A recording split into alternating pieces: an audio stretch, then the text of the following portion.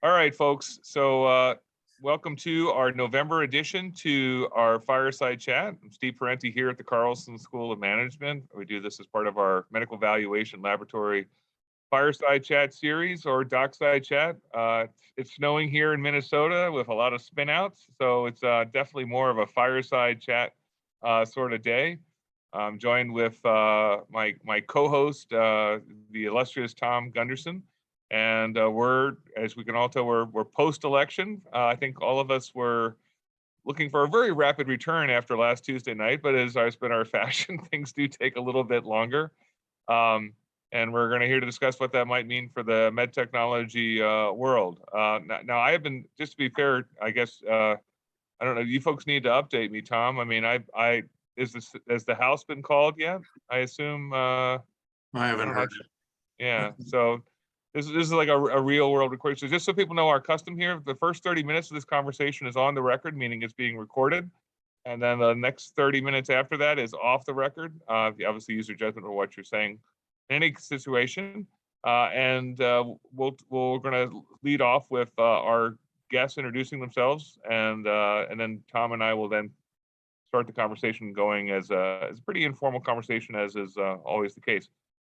Make sure if you have questions, you can raise them pretty much after we go. Tom and I go back and forth, and usually in the off the record section, unless it's super driving, and then throw it in the chat, and then it'll cue us up to do something with it. But with that, I'd like to introduce first of all Clayton Hall coming in from MDMA, and then John O'Brien coming in from the Pharmaceutical Manufacturers Council. Thank you, gentlemen, both for being here. Why don't you just do a little bit of brief introductions for your illustrious careers, and then we'll kick her off from there. Sure. Clayton Hall. I'm the EVP for Government Affairs at the Medical Device Manufacturers Association. I've been here for 8 years. Prior to that, I spent 14 years up on the Hill, all on the House side, and was Chief of Staff for 3 members of Congress. And MDMA represents about a little over 300 predominantly small, mid-sized medical technology innovators with a mission of making sure that we drive policy that accelerates access to medical technologies. Outstanding. And John. Thanks, Steve. I'm John O'Brien. I'm the president and CEO of the National Pharmaceutical Council. NPC is a health policy research organization. We turn 70 next year. We're not a lobby shop, but we conduct research that highlights the importance of innovation and the challenges that patients face when innovation and access are impacted. I'm a pharmacist by training. I wanted to be a sports broadcaster when I grew up until my mom got sick. I discovered the value of medicine and then the importance of figuring out how to help her pay for those medicines. So in that career, I've gone from pharmacy school to a drug manufacturer, to a trade group, to academia, 2 tours of duty in government under the last 2 presidents, some time on Capitol Hill, and also served as an exec at the largest health plan here in the Mid-Atlantic. Thank you, John. And also just a special thanks for hosting some of our Medical Industry Leadership Institute students when you were in the ASPE office at HHS. Very much appreciate that. Thank you. Tom, I'm going to throw the baton over to you for the first question or at least inquiry. Sure. I think I'll go to Clayton first, and that would be, Clayton, you mentioned MDMA, one of the 2 big lobbyists for medical device manufacturers, mostly small and medium-sized companies. The University of Minnesota, we have a sense of what's going on with Medtronic, Boston Scientific, Abbott, even 3M and United Health to kind of cover the healthcare arena. But we don't have as much sense about, I mean, you've got a much bigger base of members there in the hundreds. What are from a member standpoint, what are the 3 big things that your members are concerned about in government and government affairs as they're trying to advance their businesses? Yeah, I mean, the 2 buckets, the traditional buckets, of course, are, an interest in predictable regulatory pathways for for the development of devices. And then obviously, I think, and to a greater extent over the last decade, the reimbursement of those devices, which has become a real tailwind for companies. So in the regulatory space, we just went through our 5th user fee. The pharmaceutical industry is a couple of user fees ahead of us, but it is a significant investment. It's a near doubling of the user fees to $2 billion for CDRH. It includes significant investments in new programs like the TAP pilot program. We'll fund over 350 new full-time employees at the FDA. And so that's in the rearview mirror. Congress passed that as part of the CR in September. There are a number of rider policies that generally move with these that are still under consideration for the end of the year. So we're watching that pretty carefully and happy to talk in more detail about those in a moment. On the reimbursement space, though, I would say, look, it's companies have had an increasing challenge once they've brought particularly novel technologies for which there's not existing coverage to the market. And go to the largest payer, which is Medicare, and say, here's what this thing does. And maybe 4 years later, you get some sort of rational outcome, either through a national coverage determination, which can be quite expensive to develop the sort of data you need, or piecing together local MAC coverage, claim by claim adjudication. And so that's been, if you talk to our partners in the venture capital world who are financing much of these kind of big leaps in technologies, that's been I think by a wide margin, the biggest constraint to innovation. And so there's some exciting opportunities on the horizon. We can talk about this in a moment. CMS, we approached CMS with some partners about a decade ago on a concept for transitional coverage that would provide companies temporary coverage while they went out and developed sort of clinical evidence that CMS needs to make a determination if a product is reasonable and necessary. And CMS, at the end of the Trump administration, issued a proposed rule known as MCIT. The Biden administration pulled that rule back, but is now considering additional rulemaking in the area. And that's a big, big opportunity for device companies. And then I would say, the third issue bucket are really emerging issues related to the response to the public health emergency. So the most acute when you're talking to executives continues to be supply chain constraints. We just had a global surge in demand for, the most obvious case is the semiconductors and chips. And so the device industry relies on chips. Unfortunately, we are relatively a small buyer. If a chips manufacturer is looking at the marketplace, you've got automotive makers, you've got large consumer tech companies, and they're gobbling up those chips. And so Congress this year passed the CHIPS Act, which provides significant resources to onshore chips manufacturing. Again, that's going to be a couple of years, but a significant development nonetheless. Thanks.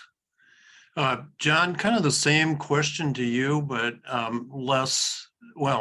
more pharma related. What are the 3 top issues that apply to government affairs, and maybe a little bit of different than what I asked Clayton? Any changes if you have a split Congress, or is it just pretty much steady as she goes? Again, not being in government affairs or not being a lobbying organization, I tend not to think about advocacy that way. There are 3 real hot topics from a research perspective that take up a lot of my time and the team's thinking. The first, of course, is the passage of the Inflation Reduction Act in August. And look, let me be the first to say this bill contains some things in there that are really good for patients. If you're one of the 1.2 million patients who are currently spending up or above the catastrophic threshold, an out-of-pocket cap of $2,000 on annual Medicare prescription drug spending means a lot. There's also the ability to smooth out what has to be paid during the year. So instead of borrowing $2,000 from one of your relatives to make your first copayment in January and paying them back over time, you can actually find a way to smooth out those copayments so you have more predictable spending. And of course, the more you lower an out-of-pocket charge, the greater the likelihood that the patient is going to adhere to that medicine. I think $166 is still a lot of money for anybody to be spending, but it's certainly better than coming up with what they're currently being asked to pay. There's also some good things for vaccine coverage, insulin coverage, et cetera. But I'm also concerned about a number of other things in the bill that aren't necessarily good for patients. One of the things that we and other researchers have been saying is that if you set the price of medicines, you're going to affect the development of new ones. And this bill talks about Medicare negotiation. And the reason I put negotiation in quotes for both the audio and YouTube audience is that my definition of negotiation doesn't include you take my price or I hit you with a 95% excise tax. And the only way for you to get out of that arrangement is for you to leave the Medicare program and therefore Medicaid and 340B. There are also some in the weeds definitions about what drugs are eligible for negotiation. One criteria is how long you've been on the market or had exclusivity. If you're a biologic medicine that's been on the market with exclusivity for 13 years and you are in certain spending thresholds, then you're eligible for negotiation. But if you meet those spending thresholds as a small molecule drug and have been on the market with exclusivity for only 9 years, then those drugs are eligible for negotiation. And what concerns me about that is those laws function as economic incentives to the people who invest in new cures. And the models on whether I'm going to acquire an asset or fund an early asset are based on my risk-adjusted net present value future cash flow models. And if you cut my forecast from this is how long I thought I had to recoup these costs to now this is when the government is going to come in and set the price of my drug, it has an appreciable effect on innovation. And how robust that effect is depends on where you are in your development cycle. But it sends a real clear signal, especially to the small molecule community. We don't want you to invest as much in these drugs as you might invest in, say, single indication orphan drugs, which in the statute are exempt from negotiation. Also, if I think about how companies are developing drugs for cancer, pursue their indications with the FDA, they may come out first with one indication with a data package that is really robust. And then while they're on the market paying off the cost of their early R&D, they'll go back out and they'll pursue additional research to pursue additional indications. You're likely not going to see those adjuvant, neoadjuvant development programs popping up in year 6 or 7 of a product's marketing period if they know that come 9 years, there's a good chance that the government's going to come in and set the price of the drug. So those are some of the economic incentives that are contained in that law. Obviously, given the makeup of the Congress last year, it passed on party lines. It felt like a very politically motivated bill. It's not how I would have tried to affect drug pricing, but that's the reality we're in today.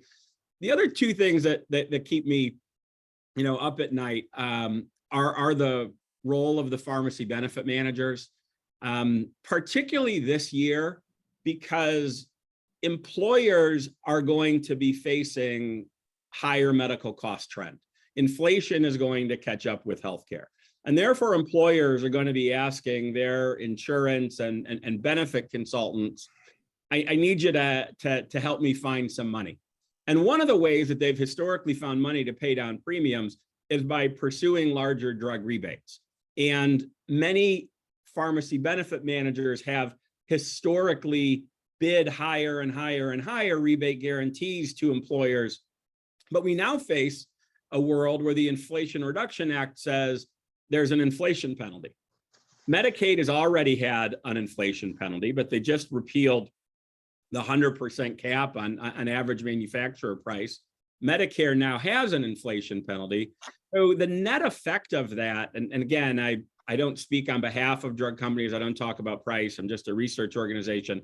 The net effect of that from an economic perspective is it may become harder and harder for people to find those rebates, to pay those rebate guarantees, and ultimately allow employers to offset that medical cost trend. And the last thing I'll mention is the growing role of 340B. This is a small public health program that was created 30 years ago last week. It was intended to allow safety net hospitals to buy medicines that they use for their low-income, underserved outpatients, so that they could extend their scarce healthcare resources. Today, the 340B program, which is named after the section of the Public Health Service Act that it lives in, is the second largest federal prescription drug, call it purchasing program. And the reason that concerns me is there was some research that just came out that looked at pharmacy claims that identified as 340B claims, and they could really only identify that about 1.4% of those claims actually showed the money going back to the patient. So if you look at the research and the data and the commentary that's out there, it is starting to look more and more like hospitals and the entities that they acquire are serving larger and larger populations of insured beneficiaries. They're buying drugs at the intended for the low income uninsured price, charging full freight to the commercial insurance companies. The people in the middle of that transaction are splitting the money up and doing it however they want. And there's such a lack of transparency in that system that as a researcher, I can't get all the data I need to figure out where that money's going, but it doesn't appear to be going to the patients who need the help. Steve? Yeah, that's a tremendous download from both you gentlemen. I'm glad we're recording this because there's a lot in here to unpack that's really valuable in terms of where things are. Let's turn back to the election because and fair enough to say, and Tom sort of asked this before, I mean, we're probably not going to see anything different. I mean, my sense is that given how Inflation Reduction Act got passed, which basically was, as you said, John, a party line vote, more or less, operating on a reconciliation model, basically. So, I mean, there's the only way that would have occurred essentially to repeal it or to change it would have been for essentially a Republican House, Republican Senate to kind of move it along and then have some other elixir in it to sort of get the Biden administration to play along, which all those, you're all the ifs. So now that there is no Republican Senate, but there is some sort of probably, let's say the House does go to the GOP. I mean, is the general sense that pretty much everything is now stuck for 2 years for sure? Is that just this could be a speed round response? Just as someone who watches the political process and understands Schoolhouse Rock, I think it will be very hard for there to be significant changes. My hope, however, is that some patient-friendly caucus out there can reach across the aisle and look at some of the perverse incentives that exist within the framework of the law and create some narrow tweaks without taking away the benefits that Medicare beneficiaries have been hearing about. Yeah, so I mean, in terms of the IRA, you will see the House is likely to go Republican. President Biden conceded as much today. It will be by the most narrow margin, 1 to 3 votes. Kevin McCarthy will have the toughest job in Washington, trying to marshal, essentially 99.5% of his members to have to vote for anything that comes on the floor. But you're right, reconciliation now is off the table. There's no scenario where a Republican-held House and a Democratic-held Senate will come together on a provision for, that would require a simple majority in the Senate. So what does that mean for big legislating? TBD, the drivers of Congress, much like probably some of your students, are deadlines. It's a deadline driven business.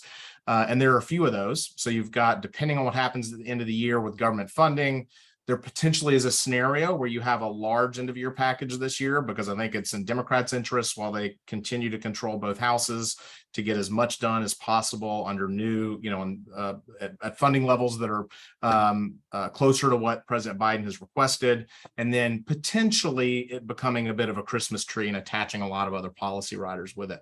And although Republican leadership probably publicly can't concede this, it would make life easier with such small margins in the House if that could deal with something like funding the government for the whole fiscal year, as opposed to having to do that next year, potentially dealing with the debt ceiling. In the absence of a big deal at the end of this year, then those deadlines, maybe they kick the can on government funding into Q1. Debt ceiling is summer of 2023. In 2011, you saw debt ceiling become, for really the first time in the history of Congress, an inflection point for policymaking. Typically, divided government or not, just out of routine, Congress passed the debt ceiling. And so there were a number of conservative lawmakers who said, no, this needs to be the engine to drive some rational thinking on debt and deficit. And you have a number of conservatives, particularly in the House and some in the Senate. And then, in the best case scenario, Senate Democrats will have 51 votes if the Georgia election goes their way. Worst case scenario, they will still hold the majority 50-50, but they're going to require anything to pass will take Republican votes. And so it's an open question as to whether or not some sort of deal could be reached around the debt ceiling in the summer. But that's probably keeping people up late at night over the next month as they try to figure out what to do with that. So yes, there will be opportunities to legislate, because there will be legislation that is must pass. But absent that, it's hard to see, big legislation that gets done in a divided Congress. Another follow-up question. And first, just a little bit more to you, Clayton, on this one. But I'm probably just going to get a head nod from you, John, on it. So, in the prior administration, there was definitely some sense of trying to do something with prescription drugs. Clearly not what was essentially in the IRA. You were one of the anointed drug czars, I think, in the previous administration, if I recall. And I guess the thing that everyone was concerned about, and I remember I did some work in the administration too, about it's going to curtail innovation, right, by having basically negotiated components of it. And now it's come to pass, and we got to see whether or not it plays out the way we are worried about. And you really articulated some of the major incentive things that are going straight. My question to you, Clayton, is there something else that would actually do just as much damage in the device space that people are thinking about, with the goal of controlling prices in a knee-jerk way, that is out there that Dems might want to push for, or someone else would? No, Steve, don't give him any ideas. The good news is no. We are a very competitive industry, multiple competitors across the same product lines. Sure. And so our prices tend to be a little more market oriented. And we haven't run into the same issues that our friends in the pharmaceutical industry have in terms of pricing. It's frankly a much smaller piece of the pie too. But look, is there going to be continued interest in healthcare price transparency? But absolutely. And I don't know ultimately what that will look like. But a lot of spend is driven obviously by hospitals, and I think there will be continued interest in the hospital spend, for example, but not there's no specific look. We just lived through the device tax, which was a 10-year fight. It was I don't know anyone left standing that would defend that policy. A 2.3% excise tax, irregardless of profitability, on a industry that's in the business of developing cures and therapies. And so, that, again, to the credit of the device industry, we really were unified in pushing back. Open doors for us in relationships, candidly, with policymakers that don't represent device heavy states, but every policymaker knows what the medical device tax is, and by and large, the majority of them were for the repeal of it. So, having just gone through that exercise, I don't anticipate that we would be having to mount another fight like that. Yeah. Tom? So Clayton, you mentioned regulatory and reimbursement. I want to focus a little bit on reimbursement. Medicare, the big player, but also a decentralized group of other payers that are out there, at least in the US. And I wonder, you mentioned transition coverage of something you've been working on for the last several years. An innovation in reimbursement in the United States would be huge for device companies. What's that all about? Yeah, it's a big deal. So MDMA and our partners in the venture community, did a whiteboard exercise of how do we get at this dilemma, the chicken and the egg, which is for entrepreneurial companies who are looking at a burn rate, for investors that need, are looking at a 10-year window on an investment.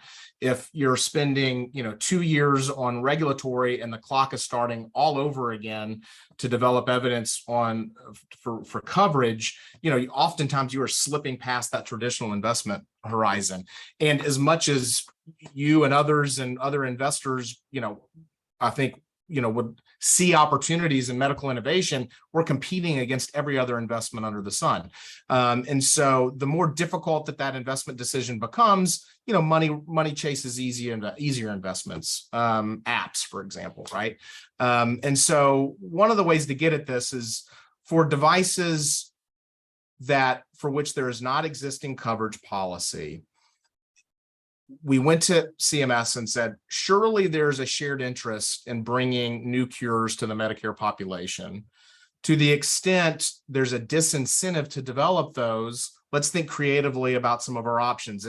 And what we came up with conceptually is if you are a device, ultimately this became tied to the breakthrough program at FDA. So under the Trump administration, it was devices that had been designated breakthrough at the FDA. You would be eligible, and under the Trump administration, it was actually compulsory if you had received your clearance or approval for breakthrough device under the previous concept, CMS would be required to provide up to 4 years of temporary coverage while you developed. And the thought being that coverage would allow for investment in the development of the clinical evidence you needed to demonstrate to CMS for a final coverage determination. That has changed a bit, and what CMS is now considering there would be more optionality. They wouldn't have to do these things, but and there is no proposed rule yet, but we think one will come out in the first quarter of next year, potentially April. And the key thing here is that it would be a separate and distinct pathway from coverage with evidence development, or CED. And if CMS is able to develop this, and we've provided exhaustive amounts of comments, and as have many partners in industry, it can be really transformative, particularly for small companies who, once you have brought something to market, you have a willing partner with CMS, and you come up with, sitting down with CMS, what the threshold questions are with your clinical evidence generation. And at the end of the day, you may ultimately get, CMS may not come up with a final coverage determination, and you may be left in the same position where you can go piece together local coverage with the max, for example. But that is a different risk profile than going for a CED. And under CED, CMS on the front end has made a determination that the device is not reasonable or necessary, and you must go demonstrate that it is. This is a philosophical change, which is there's promise in this device. These are the endpoints we need you to hit clinically. And if you, at the end of these 4 years, there's an option where we don't necessarily issue a non-coverage determination, and you go out to the max and you have to demonstrate to them for coverage. So it really is a significant potential policy. There's a lot of work to do. There's no proposed rule yet, but there's significant interest on Capitol Hill. 16 senators just signed a letter to CMS asking them to get this right to as part of the rule to establish an independent pathway. We've had, I think, 70 House members reach out. So it's top of mind at CMS, and fingers crossed, hopefully we land in a good place next year. Thanks. Steve, we're at 30 minutes. Yeah, I think we should probably, we'll probably go off the record at this point and get into more interesting questions.